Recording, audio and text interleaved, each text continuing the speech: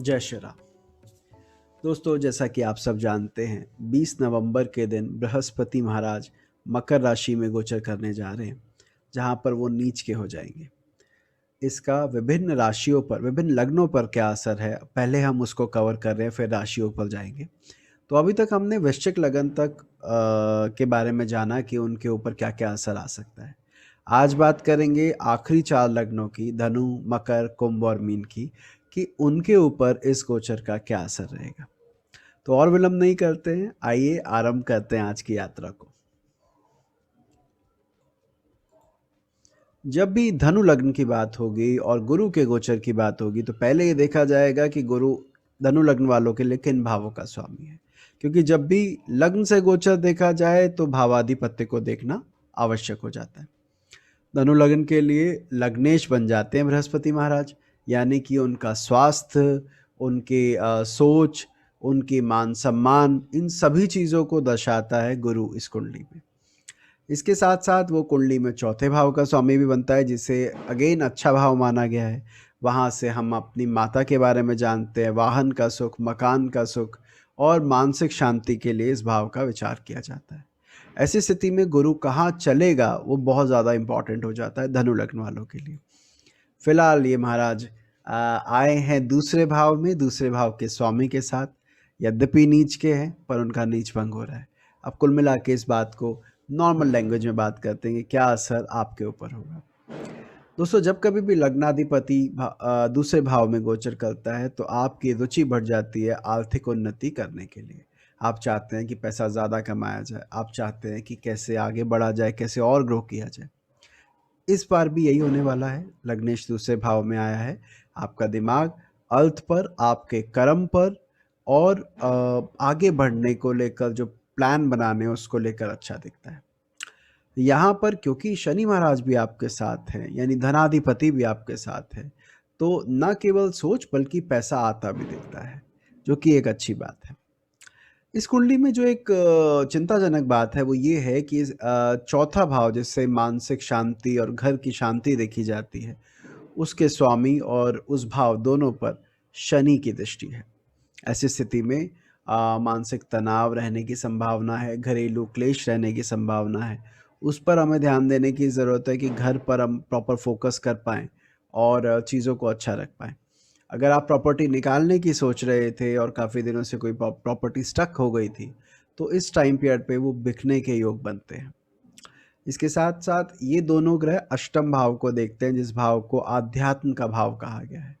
जब कभी भी आध्यात्म भाव पर गुरु, शनि जैसे ग्रहों की दृष्टि आए, तो ये माना जाता है कि व्यक्ति की ज्योतिष में और आध्यात्म में और जो भी स्पिरिचुअलिटी से जुड़ी चीज़ें हैं, वहाँ पे इंटरेस्ट बढ़ जाएगा। तो यहाँ पर भी वही स्थिति रहने वाली है, आपके उस तरफ टिल्ट थोड़ा ज़्यादा होगा। मकर राशि कालपुरुष की 10वीं राशि है। उसमें लग्नेश का जाना, जैसा कि थोड़ी देर पहले मैंने कहा, ग्रोथ के लिए जाना, कर्म क्षेत्र को और विकसित करने के लिए जाना कि कैसे मैं काम को अपने और अच्छा करूं, उसके योग दिखते हैं। लोन की संभावनाओं को भी नकारा नहीं जा सकता। कुंडली में ऐसे योग है जो दिखाते हैं कि अगर आप इस समय लोन के लिए जाएं तो आपको वो भी चीज़ ईजीली प्राप्त हो जाएगी। छठे भाव में राहु चल रहा है, दूसरे भाव में शनि चल रहा है। ये दर्शाता है कि दूसरे की बात समझने में आपको दिक्कत रहेगी। आपकी जो अपनी सोच है आप उस पे ही अडिग रहने वाले हैं और दूसरे की बात को काट सकते हैं। ध्यान रखिएगा, इस तरह का स्वभाव आगे चलकर आपको परेशानी में डाल सकता है। माता की सेहत का ध्यान रखने की आवश्यकता है।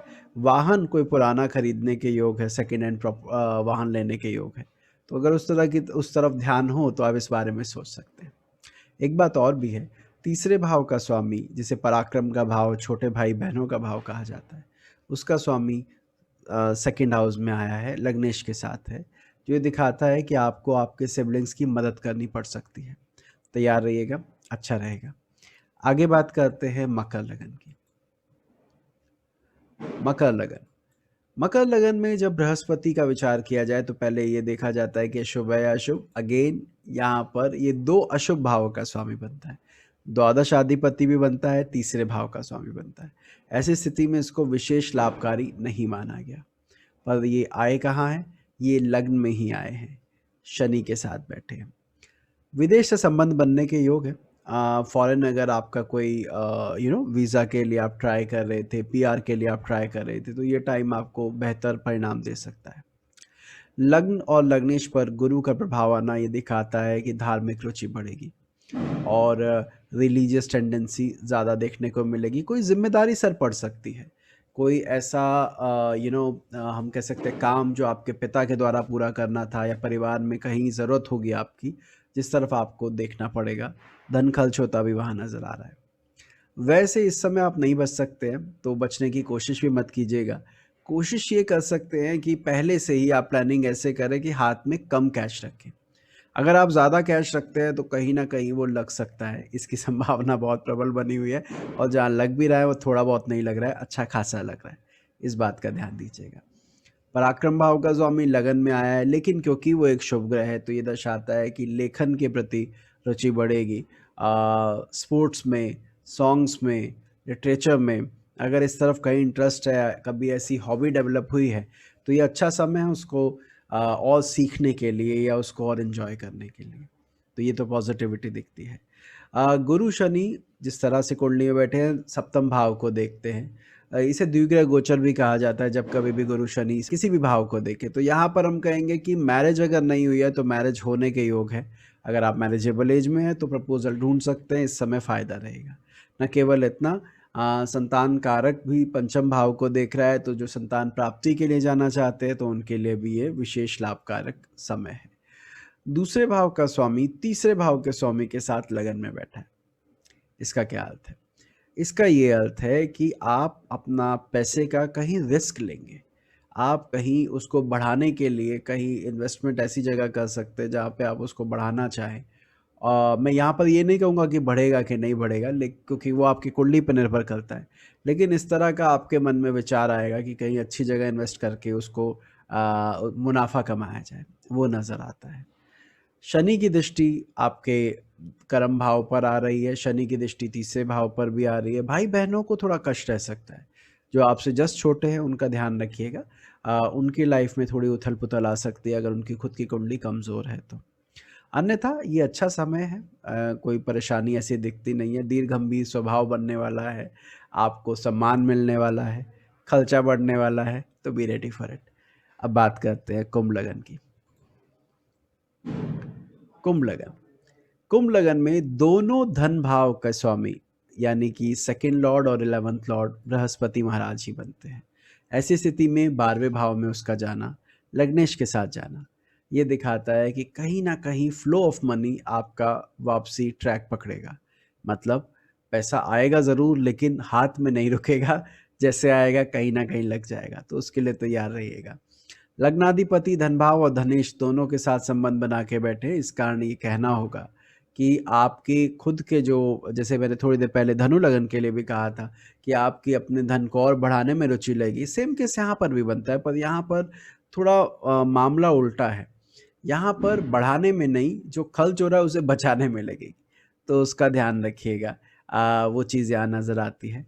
लग्नेश का द्वादश भाव में जाना, यद्यपि अपने साइन का होना, कोई विशेष चिंता की बात नहीं दिखाता है, केवल इतना दिखाता है कि अपने लोगों से सम्मान ना मिलके आपको बाहरी लोगों से सम्मान मिलने के योग बनेंगे। एक बात का और ध्यान रखिएगा, अगर आप अपने जन्म स्थान से दूर हैं, पहले से ही दूर हैं और वहाँ और प्रयास कर रहे हैं आगे बढ़ने के लिए, तो ये गोचर आपको फ़ायदा देगा। लाभेश का लग्नेश के ऊपर से जाना या लग्नेश के साथ चलना इनकम के सोर्स को बढ़ाता दिख रहा है। ये दोनों ग्रह छठे भाव को देख रहे हैं जहाँ पे कर्क राशि है। इस वजह से रोगों की संभावनाओं को नकारा नहीं जा सकता, पहले ही लग्नेश 12वें घर में है, तो दीर्घकालिक रोग के योग है, थोड़ा उसका ध्यान दीजिएगा। सेहत के ऊपर विशेष ध्यान रखने की ज़रूरत है। ये समय जीवन साथी के लिए बहुत अच्छा है। कारण ये है कि जीवन साथी से छठे भाव में शनि का गोचर, जीवन साथी से दशम भाव में राहु का गोचर उसको काफ़ी बल दे रहा है, तो आपके लाइफ पार्टनर की वैल्यू आपकी लाइफ में बढ़ेगी। अगर जैसे मैंने पहले कहा विवाह नहीं हुआ है तो विवाह के योग भी यहाँ पर बन सकते हैं, पर जो स्थिति अभी है उससे बेहतर स्थिति में आपका जीवन साथी आने वाला है। ये दोनों ग्रह यहाँ पर अष्टम भाव पर गुरु की दृष्टि भी आ रही है। लग्नेश का 12वें जाना, उसके साथ गुरु का बैठना जो अध्यात्म का कारक है, ये दिखाता है कि कहीं ना कहीं संतान को लेकर चिंता रह सकती है, पढ़ाई को लेकर चिंता रह सकती है, फोकस आपका थोड़ा हिलने वाला है। कारण ये है कि राहु की दृष्टि शनि पर आ रही है जो कि लग्नेश भी है, तो इस स्थिति का ध्यान रखिएगा। कुल मिलाकर इन लग्नों के लिए जो गुरु का गोचर है, परमात्मा की कृपा से आर्थिक दृष्टिकोण से अच्छा है, पैसे बचाने के योग दिख रहे हैं और बीमारी से बचने के चाहिए इनको, जीवन साथी से लाभ होता दिख रहा है। अब बात करते हैं मीन लगन की। मीन लगन आखिरी लग्न है और इस कुंडली में लग्न अधिपति बृहस्पति बनता है और कर्म का स्वामी भी बृहस्पति बनता है। कुल मिलाकर दोनों अच्छे भावों का स्वामी है। ऐसे में उसका लाभ भाव में जाना, लाभेश के साथ होना, उन्नति तो दिखा रहा है लेकिन सेहत से समझौता भी दिखा रहा है। समझिएगा, एक तो बृहस्पति खुद काम त्रिकोण में बैठना पसंद नहीं करता है। 3 7 11 उसका भाव नहीं है, क्योंकि उसके कारकत्व ऐसे है कि वो तो चाहेगा कि मुझे नवम में बिठाया जाए, मुझे मोक्ष त्रिकोण में बिठाएं, धर्म त्रिकोण में बिठाएं। काम त्रिकोण में आना कहीं ना कहीं गुरु को दूषित करता है। यही कारण है कि वो यहाँ पर नीच हो रहा है। नीच होने के साथ साथ उसका नीच भंग भी हो रहा है, जैसा कि आप जानते हैं। तो कुल मिलाकर मैं यही कहूँगा कि आर्थिक रूप से तो चलिए ठीक है, लेकिन अपने शरीर को ज़्यादा मत घिसिएगा, वहाँ कॉम्प्रोमाइज़ मत कीजिएगा ग्रोथ के लिए। दशमाधिपति का लाभ भाव में बैठना, लाभेश के साथ बैठना भी यही योग दिखा रहा है कि भैया अब तो कमाने के दिन आए हैं, तो उस तरफ अगर ध्यान रहेगा तो बेहतर रहेगा। यहाँ पर शनि की दृष्टि लगन लग्नेश दोनों पर है। शनि की दृष्टि लगन लग्नेश दोनों पर है।